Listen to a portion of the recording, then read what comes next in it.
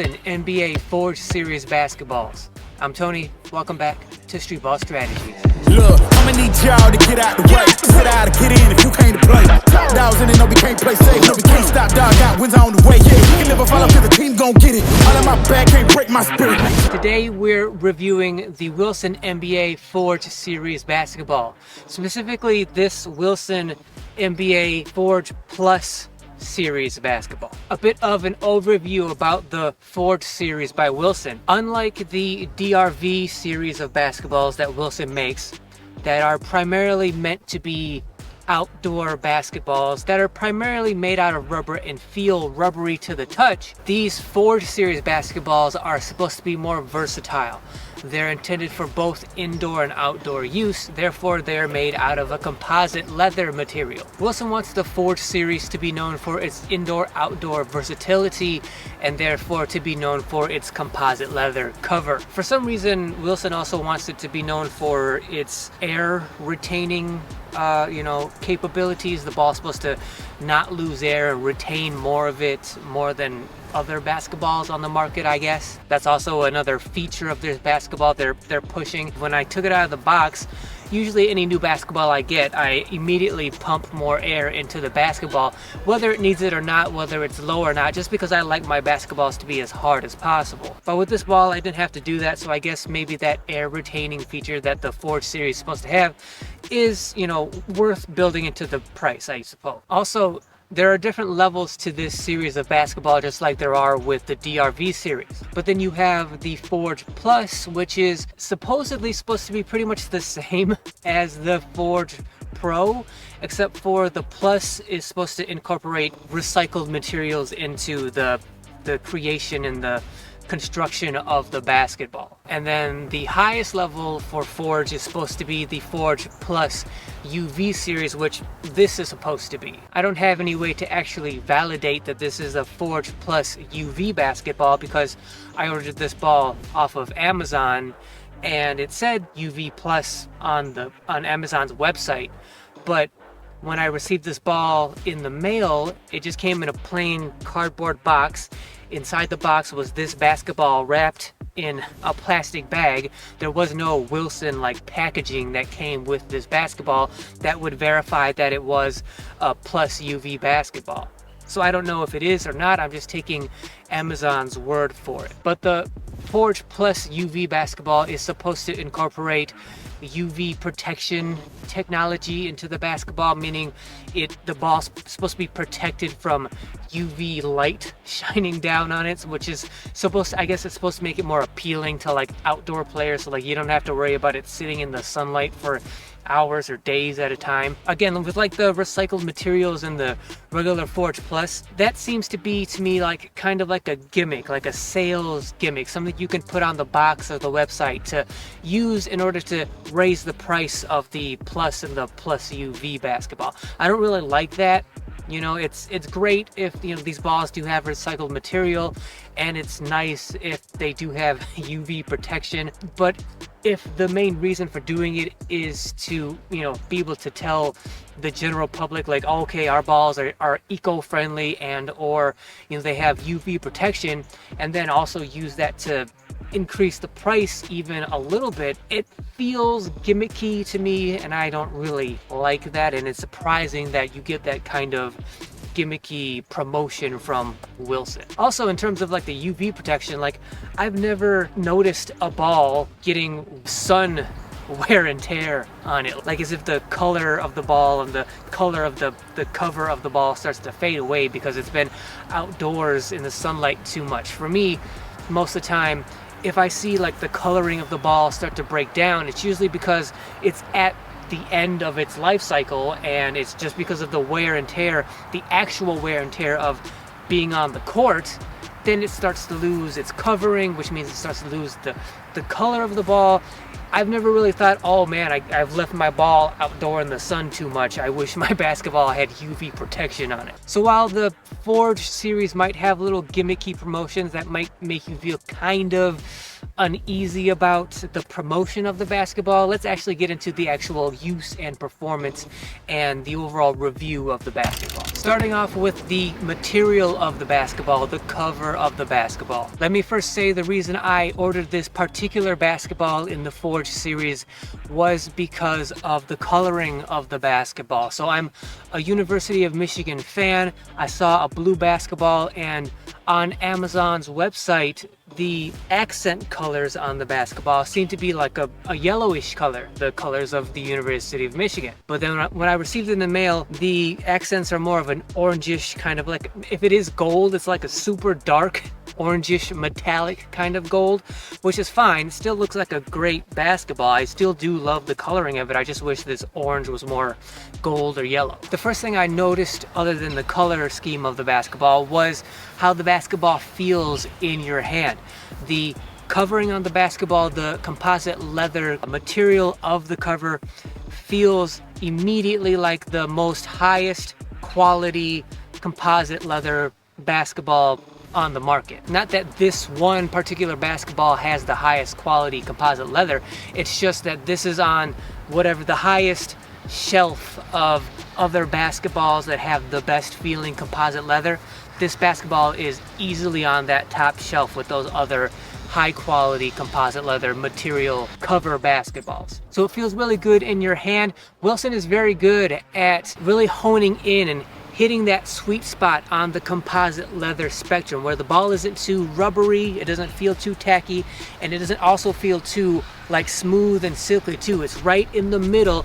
It feels amazing in your hands. And then when it comes to the pebbling of the basketball, I was pleasantly surprised. Not that I expected anything bad, but because I knew the ball was going to be composite leather, I expected a flatter kind of pebbling on the basketball. And while it's not super pronounced, it is more tacky, it's more visceral on your fingertips than I expected. The way the pebbling is pronounced is better than I expected a composite leather basketball to have. And I like that. That's good for me because I'm primarily an outdoor player. Primarily outdoor players usually use rubber, like mostly rubber material basketballs, and rubber basketballs usually have pretty aggressive pebbling on them because they need that if they are mostly rubber basketballs.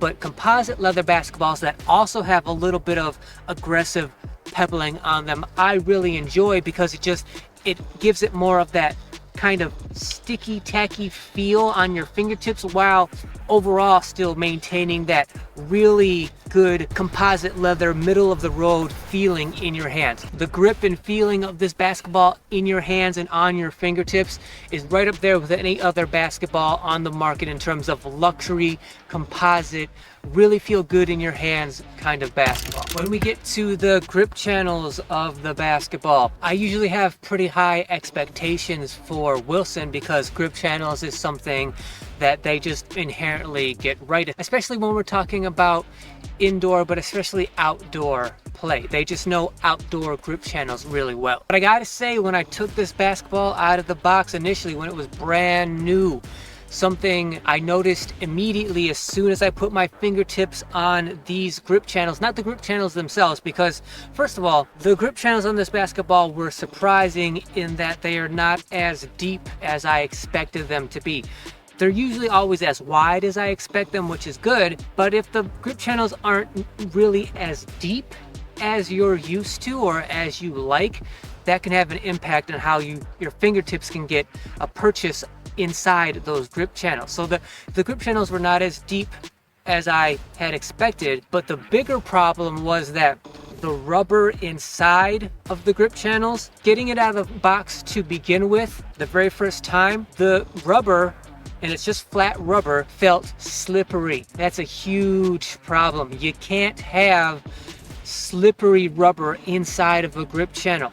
Many people use these grip channels to get their fingertips on in order to shoot the basketball. If this is slippery on your fingertips, that is going to mess up your shot. That is a big deal.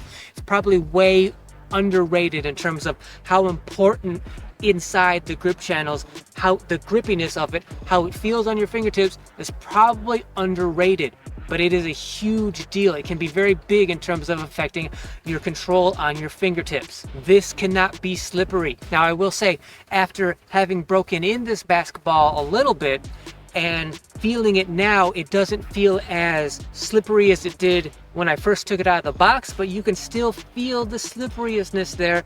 It's not what you want to feel inside of a grip channel. Now, as a ball gets more broken in over weeks and months, maybe you don't even notice the slipperiness anymore because it just gets broken down to the point where it just feels like regular old rubber, which is okay because, you know, the more towards that leather composite on that composite leather spectrum, the more towards leather you get a basketball, the more it kind of has to be broken in. So that is kind of expected and kind of acceptable, but it's very concerning that right out of the box you have slippery inseams on your grip channel. And even if this does improve over time with breaking the basketball in, it doesn't seem or feel like it's ever going to feel as sticky and as tacky as you would ever like it to be. Seems like it'll get to a point where you don't notice it anymore because it's not going to be a problem anymore, but the fact that it initially is not a good sign for me. Talking about the durability of the basketball, of course that is subjective. It is all about personal use and how often you use your basketball and thus how quickly it breaks down. But because of the high quality of the cover, the composite leather material of this basketball, and the slightly aggressive pebbling on it, to me, there's no reason to think that this ball is going to break down any faster than any other basketball, you know, of your average basketball use. With this high level of quality, I expect it to last at least as long as any other basketball you've ever had. That's how good the quality of the material, the covering of the basketball feels. And usually one of the biggest factors when we get to talking about the value of the basketball has to directly do with the lifespan, the durability of the basketball. And because of that, this ball being about $40 in 2024, I think that is a completely reasonable price for this high quality of a basketball that's going to last you at least as long as any other basketball. But these are one of those kinds of basketballs I could see you easily falling in love with. I could see this ball easily becoming one of your favorites, if not your favorite basketball, which means then you're going to use it more often than any other basketball you've maybe had in the past, and therefore if the more you use it, the more it's going to break down, meaning the sooner you're going to have to replace it.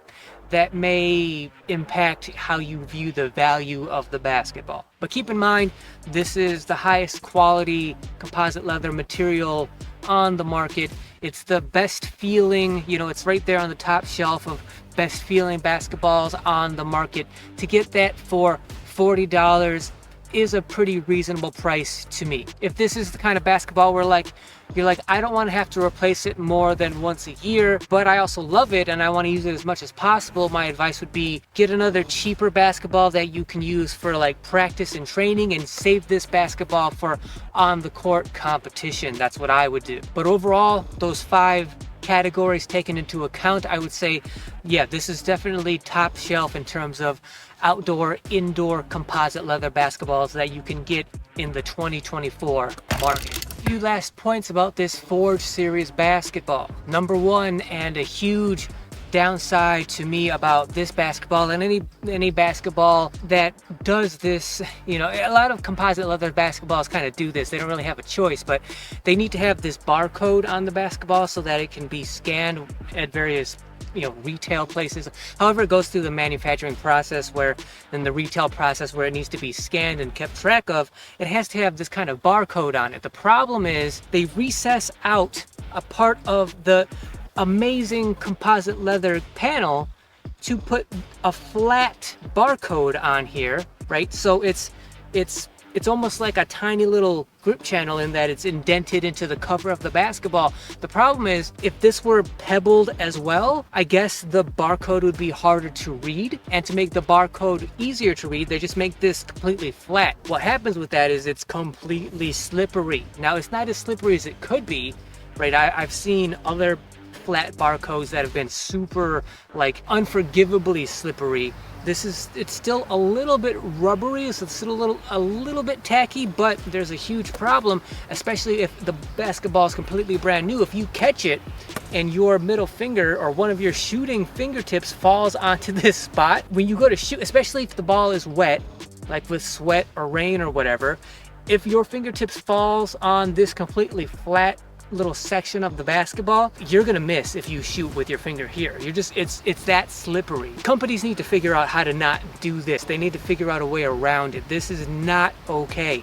Not just a Wilson thing, it happens with every brand that has to have this kind of barcode on their basketballs. Also, the same kind of concept that applies across the board to different basketballs is when you paint the basketball, when you give the basketball like color, right, on like the logos and whatever, the paint is slippery. Like it just gives it a little bit of a slip. Now again, as the basketball is broken in, probably won't make much of a difference, but when it's new and it gets wet from sweat or rain, it's just, if your fingertip is on there, it's gonna slip. And that's part of like the breaking in process, and it's kind of like, you kind of have to accept it because it's kind of universal across the board, but it's 2020, it's almost 2025. I just wish like companies would figure out a better way to not, you know, have that be the initial condition of the basketball. Other than that, this basketball is right there top shelf with any other of the highest quality basketballs I've tried and reviewed on this channel. Definitely worth the $40 price tag,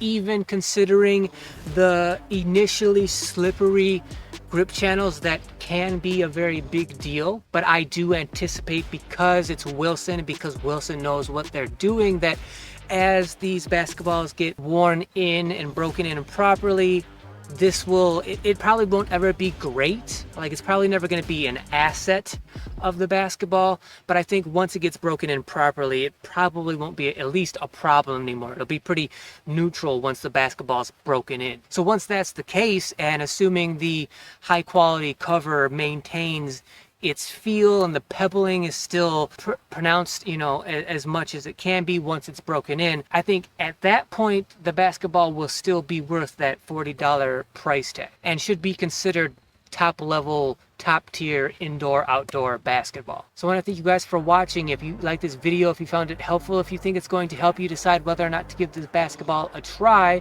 then please subscribe to the channel. Also, of course, you can find affiliate links to this basketball down in the description of this video. And if you have experienced this Forge Series basketball before, please let us know down in the comments what you think of the basketball, how you think the performance is, and definitely let me know how you feel about the inseams of the grip channels of the basketball. Did they break in eventually? Did they feel better? Or did they even bother you initially like they bother me? But before you do comment, make sure you hit that thanks button down below, because not only does hitting that thanks button highlight any comment you make, making it stand out from any other comment, but also it directly supports the channel. So for anybody that does hit that thanks button, know I genuinely appreciate it. As always, like, share, comment, like I said. Make sure you hit that notification bell so you're notified whenever any video goes live on this channel. And until then, I'll see you guys next week. Hey, run for your life. We about to cut out the lights. You can keep trying your luck, but we the ones holding it down.